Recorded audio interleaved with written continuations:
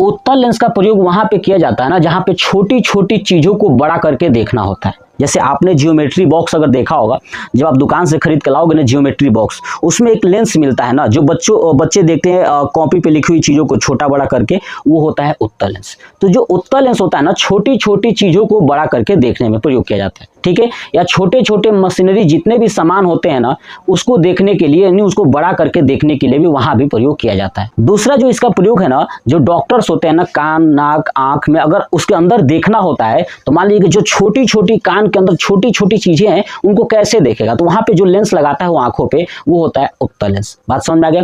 तीसरा अगर देखेंगे तो बात करूं मैं सूक्ष्मदर्शी। सूक्ष्मदर्शी आप लोग देखे हैं ना, आकाश में चीजों को देखने के लिए सूक्ष्मदर्शी हो गया, दूरदर्शी हो गया, है ना, इन चीजों में माइक्रोस्कोप हो गया, इसमें भी जो लेंस का प्रयोग होता है वो होता है उत्तल लेंस। यानी छोटे से छोटे जीव को बड़ा करके देखना होता है, वो होता है सूक्ष्मदर्शी, यानी उसमें उसके अंदर जो प्रयोग होता है ना, वो होता है लेंस। आपको बताया था मैंने कि सूक्ष्मदर्शी जो है ना, लगभग चीजों को, अगर मान लीजिए कि एक वस्तु इतनी छोटी है ना, मान लीजिए कि एक वस्तु जो है कि 1 सेंटीमीटर की है, तो सूक्ष्मदर्शी जो है कि 300 गुना, है ना, 300 से लेके 1500 गुना बड़ा करके दिखा सकता है। मतलब कि 1 सेंटीमीटर की वस्तु को 300 सेंटीमीटर से लेकर के 1500 सेंटीमीटर तक दिखा सकता है। इतना सूक्ष्मदर्शी का पावर होता है। और उसमें कौन सा लेंस होता है, तो आपका उत्तल लेंस होता है। नेक्स्ट एक सबसे इंपॉर्टेंट, मानव नेत्र में, ध्यान सुनिए, मानव का जब नेत्र खराब हो जाता है ना, तो मानव नेत्र में भी, है ना, इस लेंस का प्रयोग किया जाता है जब उसको बीमारी होती है दूरदृष्टि दोष। क्या होता है,